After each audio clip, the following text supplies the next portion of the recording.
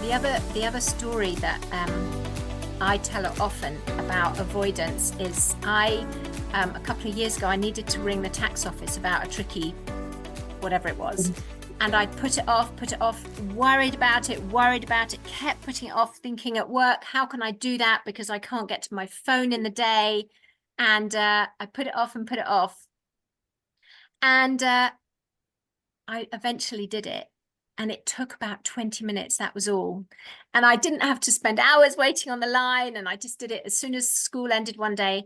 And I remember saying to myself, if only I'd done that months ago when I started to worry about it, that extra stress that I was carrying from not doing it, from avoiding it, would have all been gone. So I always say to myself, when there's things that I'm avoiding, is it something that I could do now? And it probably won't take as long as I think it will. Or is it something that I can diarize to do later so it doesn't sit like a weight on me, because that's what we're wanting to avoid. So that's why the time blocking is important. That's why it's important to understand what sort of person you are and whether you want to keep things to the end, like Tamsin does, and do it all then. And I'm so not that person. I need to do it at the beginning and get rid of it so that I can then switch off. Right? So you need to see what sort of person. Now, someone's just put, oh, she's scribbling and watching. Sweet. Right. So ideas coming, I'm hoping. Has anyone got anything else they're avoiding? Even if it's something that you think might be a bit silly, what is it you're avoiding doing? Has any gone through that I haven't? I'll be interested to hear from Sophie. Writing a long report, is it easier for you to put it off and have it just knowing you've got to do it while you just get through the holidays? Or is it easier for you just to do it tomorrow and say, I'm going to get it done? So what type of person are you? Now we've thought about that, what type of person are you? I wonder. Because sometimes we just procrastinate and put it off. Sometimes we work better at a different stage. So I guess for the purposes of this evening, we would be saying to you, you've taken the time and the effort to come along for an hour and a half, whatever. And it's whether you're going to take the action now to look at what things are you avoiding and what are you going to do about it? Looking at what type of person, how you react best to situations. Are you more of a Tamsin or a Yulia or a me? Which way do you gravitate towards? And how is it going to be best for you to do that?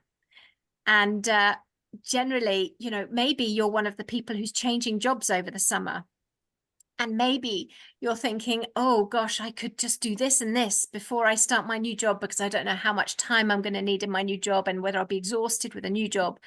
Are you going to get those things done that you've been avoiding? Or is it something you can put off because actually you need a proper holiday? So you need to look at what is best for you, because this is all about your habits and your mindset. Yeah, and just remember that we might be leading this session, but we haven't got all the answers. We haven't got it all right. We're learning all the time.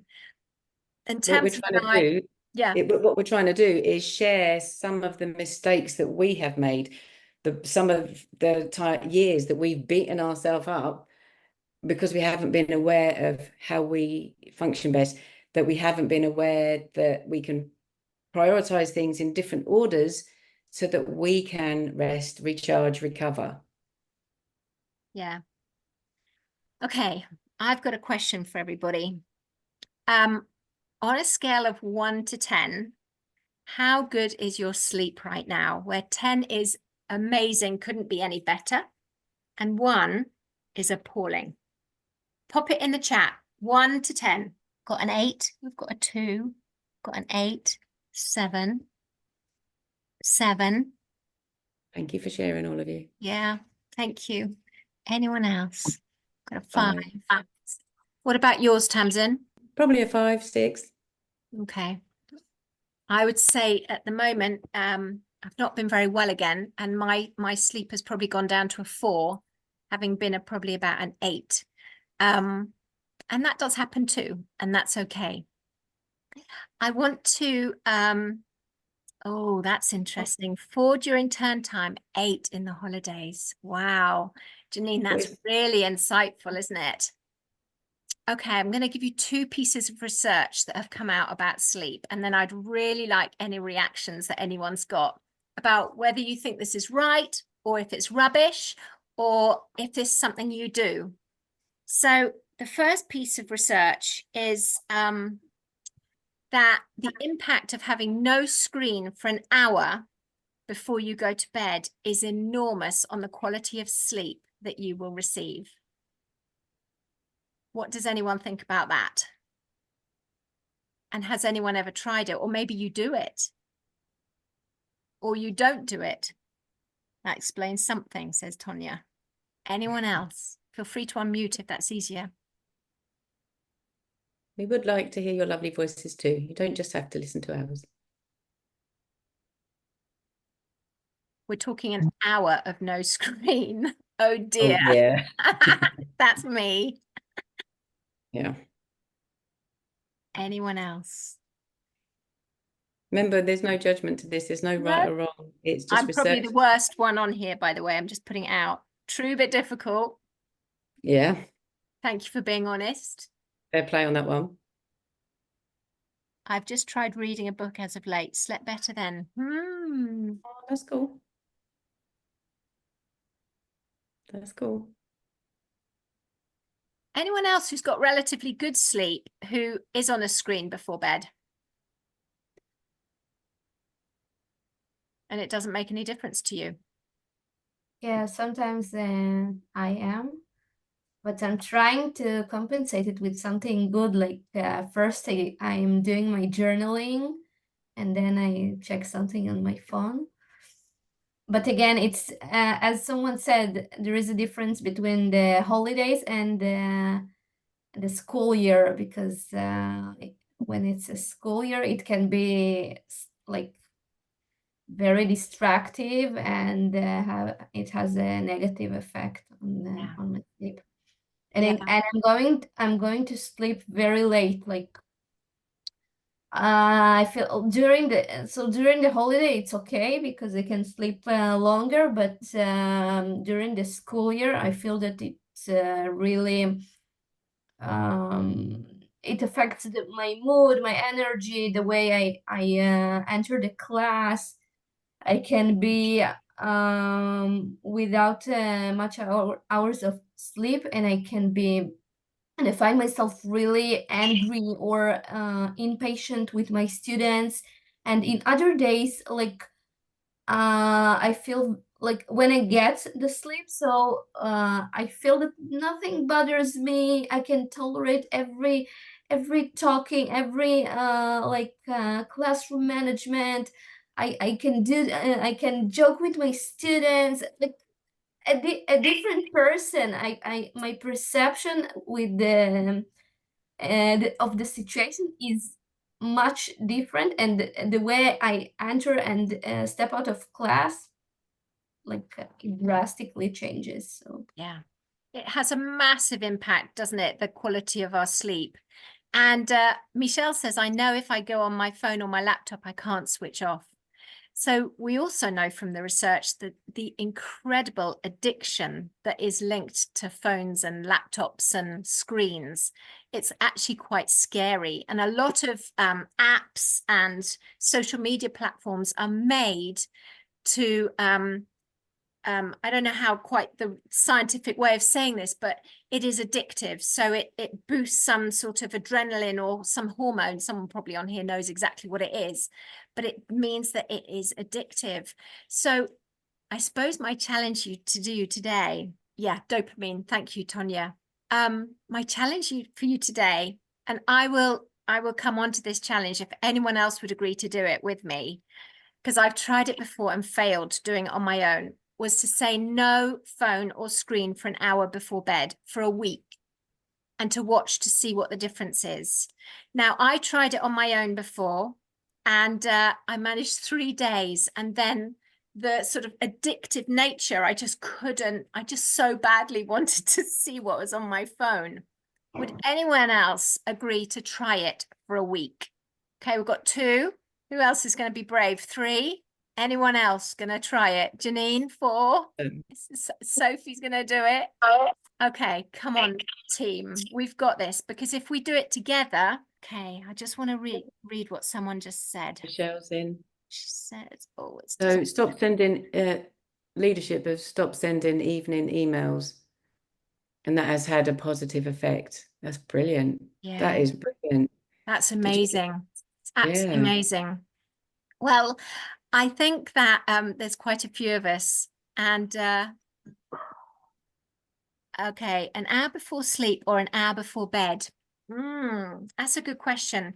It's saying, basically, it's an hour before you turn your light off. Okay, really good question. Thank you. So we're going to say an hour before we turn our lights off, we're going to put our phones away, our laptops, TV, whatever it is. If you've agreed to do it, we're going to see. We're going to do a trial. I'm being very wary before I commit. Do you know what? It's only you that is going to know. Yeah. I will do a post in the Preventing Teacher Burnout group in Facebook about this. So if anyone's not in it, let me know and I will send you a link to it, because then let's see if others are going to join us, because let's see if we can somehow help each other sleep better. Because if you're an 8, you could be a 9. And I want to be a 10. I used to sleep like a 10 every night. And I want that back, because as Yulia was saying, I can manage life better. Even in term time, I was calmer, I was more patient, I was more productive. Sleep has a massive impact, doesn't it? And I've got one more piece of research about sleep, which is that research has shown that if you have a daily routine and stick with it, your body is much more likely to fall into sleep quicker. Does anyone here have a routine, a sleep routine? A little bit? Yeah, a few people have a bit of a sleep routine. I wonder what yours looks like and whether it's a healthy sleep routine. I mean, my sleep routine would consist of, you know, the usual brushing teeth and that sort of thing. And then it would probably be I would read my Bible for a bit, and then I'd go on my phone to check that no one else has messaged. So I'm actually going to have to change my sleep routine for the following week to see if that increases my sleep quality. Yeah, you see, I know one of my friends reads a book and then falls asleep with the book on her tummy, and then wakes in the night and has to turn the light off. And people nod off in front of the TV. So it's staying asleep that is then the issue. I don't know who put that in. Can you see it, Tamsin? Tonya. Tonya. Yeah, I so get that. So it's really staying asleep then is the next thing. So it's about adjusting your sleep routine so it's a healthy one. Now, the research is saying things like, what helps me as well, I've found, is listening to either a meditative sort of app, or I have a particular speaker on a podcast who has a very calming voice, and the poor man, I probably hear about 5 minutes of each podcast every night, because then I'm asleep, but I just put the sleep timer on and then I'm gone. But for you, what is it that might help to switch your brain off? Because what teachers tell me is at night, particularly in term time, is their brain is so wired and going so fast of all the things they haven't done that day, the things they mustn't forget for the next day, that switching that off is really difficult. And this isn't just teachers, it's all the people working in school. And actually I've spoken to people in industry about it. I've spoken to people in the NHS about it, in other places, and it seems to be a very common issue, this thing of not being able to switch off. Someone says, I use a meditation app which sends me to sleep, or listen to Harry Potter read by Stephen Fry. I love that. So it's just to help your brain to disengage, isn't it? Just Indeed. helping. So we've had a couple of ideas. Does anyone else have any other strategies that help them with their sleep that they've tried that work?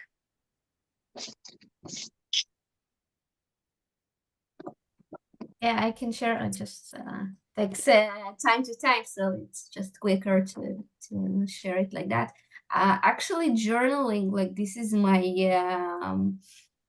bedtime routine, because it helps me and focuses on the day I had, and it really improves my thought and my focus. So when I write everything that happened to me, and then I can reflect and think about the things that happened and analyze them. So I feel a little bit better after doing it. And it's like almost a year. I'm doing it for a year, and it's really something, this one habit really changed a lot. Like, I even didn't realize the thoughts I have until I started to write them down. So, like, for me, it's really a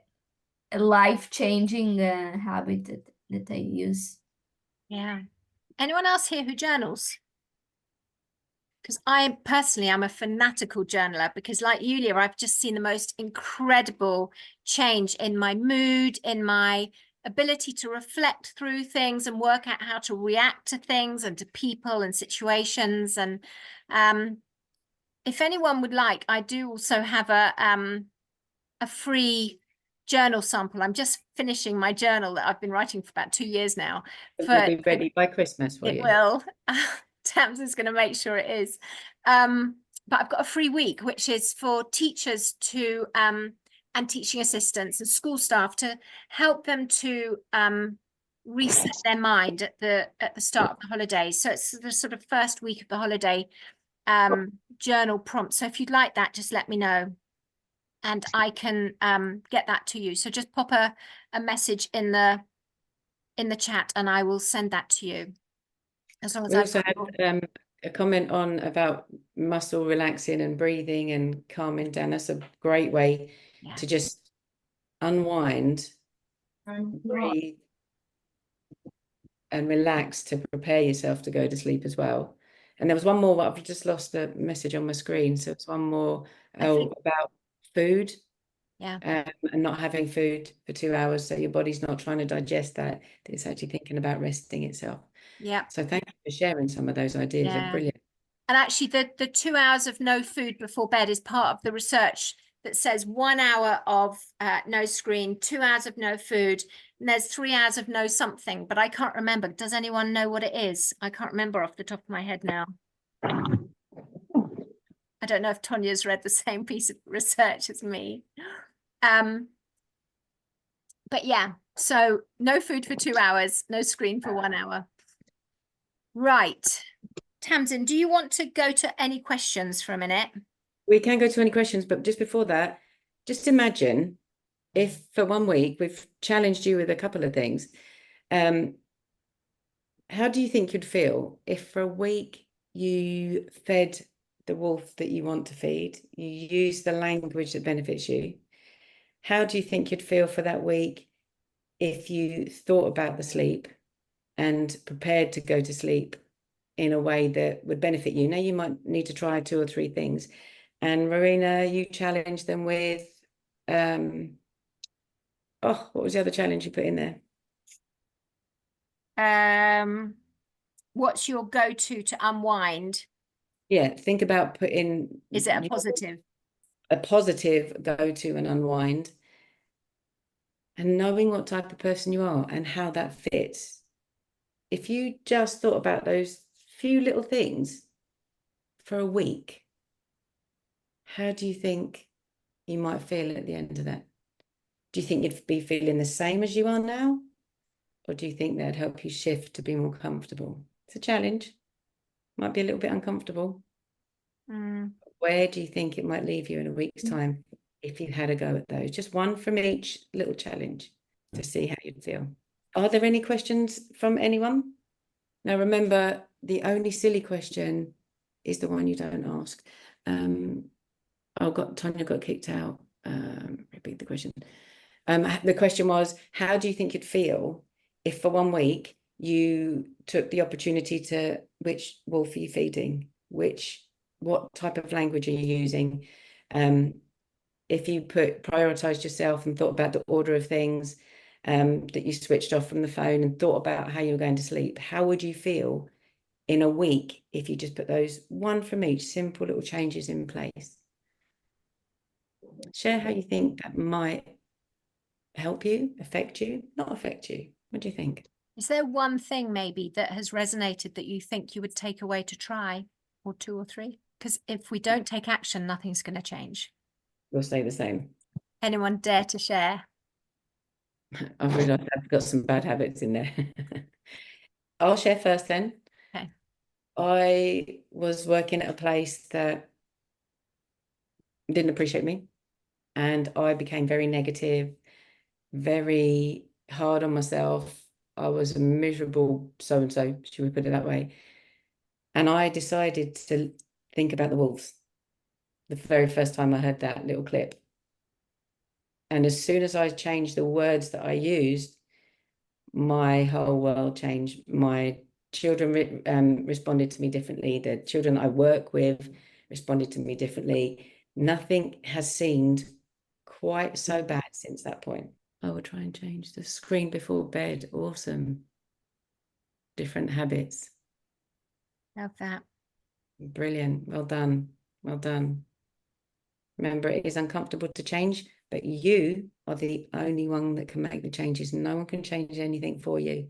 Just taking a little step at a time can turn the world around for you and make it much easier to cope with school, cope with life, and enjoy life rather than endure it. Yeah. We are talking about small steps here. We're not talking about massive things. Accepting how I work best and giving myself permission to work that way and using positive language. Love that. That's brilliant. Yeah. That's brilliant. And if you want to keep in touch and let us know how you get on with that, I want to come back for more support. We're here, aren't we, Rona? Yeah. Yeah. That'd be amazing. Okay. Any questions? Any other questions anyone's got? Over to you then, Marina. Okay. We are just going to finish up tonight with something that came to me in a dream, actually, and it really impacted me in my dream. So I thought I would share it, but you have to take part. So what you need to do. Chip in before you start, be really open-minded with this. We sat there together first time and I'm like, what's she doing? And it was brilliant, is all I'm going to say. Thank you, Tamsin. So in school, we teach mindfulness, don't we? And we do all sorts of different ways of doing mindfulness.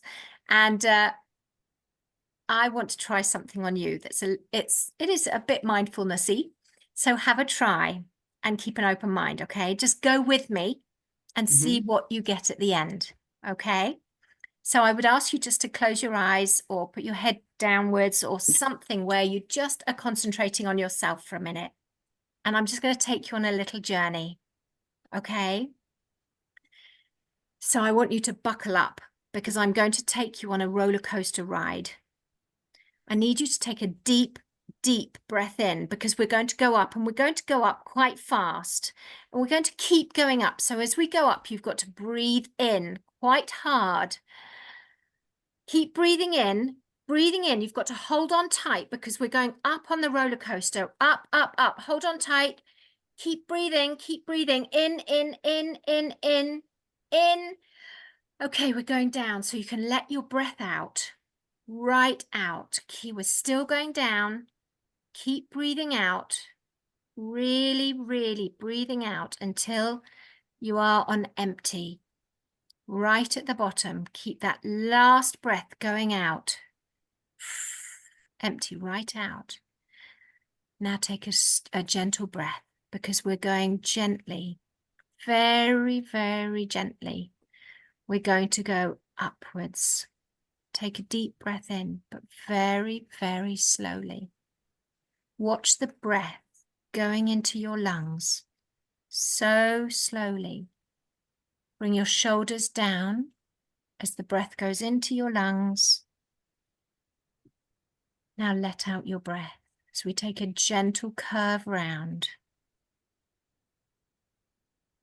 Now we're going to go into a tunnel. We're going very, very slowly. And in this tunnel, just breathe very gently. Stop focusing on your breath now and look around the tunnel. We're going to come to a stop. We're going to have a little look around. It's darkish. It's dry. There's shelves on every wall around the tunnel. It's very clean. It's quite sparse. But there are some things on the shelves, if you notice, they're useful, good, helpful, inviting, tempting things on the shelves. And you're invited to take one item, but you can only have one. And it's an item that's going to help you get through the next week. It might be a physical item. It might be a solution. Could be something sensory.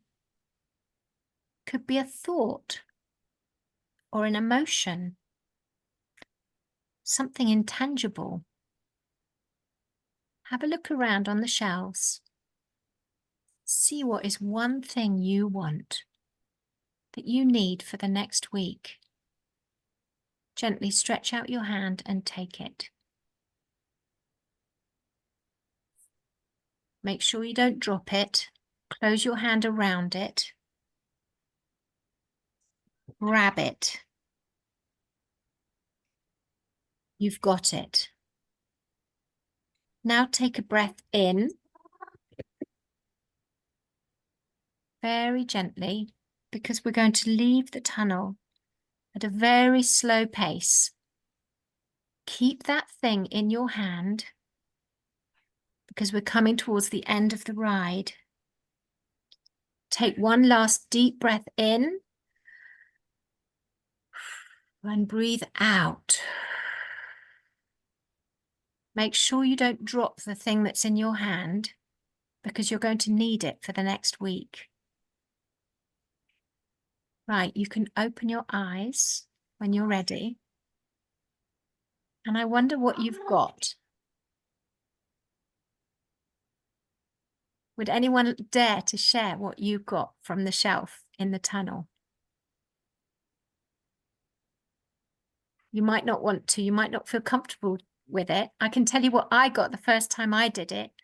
I took energy as my gift. I took courage. You took courage, did you? I took courage.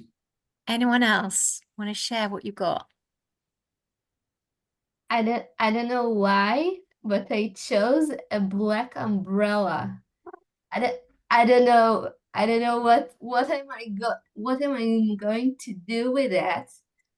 But I realized that I need it. Interesting. I wonder why you've got that. To protect yourself and keep you safe. Maybe.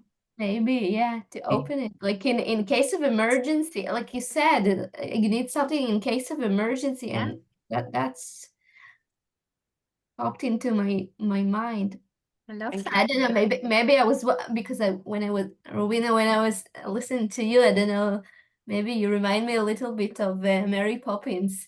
Oh, So she had everything inside her bag, and I just disconnected, and that's where it brought it to the image. She has everything inside her bag, so the umbrella. She does. Anyone else share what they took? Go on, I dare you. Tell me what you took. You can type it or say it, doesn't matter. You don't have to if you don't want to. It's only a bit of fun, really, just to switch your brain off a little bit at the end. But I actually found it quite helpful to think about what it was that I really was wanting. Same. Maybe needing. I think the first time I did it with you, I didn't realize that I needed courage. Did you see what Carol just put? She put a part of my ex's anatomy. Oh, Carol, I hope I meet you one day. That's hilarious. I love it. Well, we each take different things, hey, but think about what you need for the next week and be kind to yourself and how you can perhaps allow yourself to receive that, what you need, because that's what it's about. It's about, what did we talk about near the beginning? Self-compassion, being kind to yourself and thinking about what that really means. Because all I can say is each one of you who's joined tonight, you are so important. And for you to be the best version of yourself, you need to invest in yourself a bit. And to some people, that might sound selfish, but it's not at all selfish, because you can only be the best version for others if you are looking after yourself. Definitely. Okay. Well, I want to say thank you to everyone for coming. Stay on if you want any of the journal sample or anything we were talking about, or any links. Otherwise, do be in touch if there's anything. Just before you go, if you can share something that's helped you today that would help us, or if there's something you'd like moving forwards, please just drop us that in the chat so that we can, well, hopefully have helped you and put together something else if you'd like that. Yeah. What was most useful for you today, huh? Yeah. Hoping you took something positive. I hope so. But thank you for coming. I really appreciate your time. And I hope you will have really good sleep tonight. And enjoy your summer. Enjoy your summer. Thanks for listening. I hope you took something of value from today. If you want to connect, I'm at rowenahicks.com, or I have a Facebook group, which is Preventing Teacher Burnout. So I look forward to connecting to you at one of those.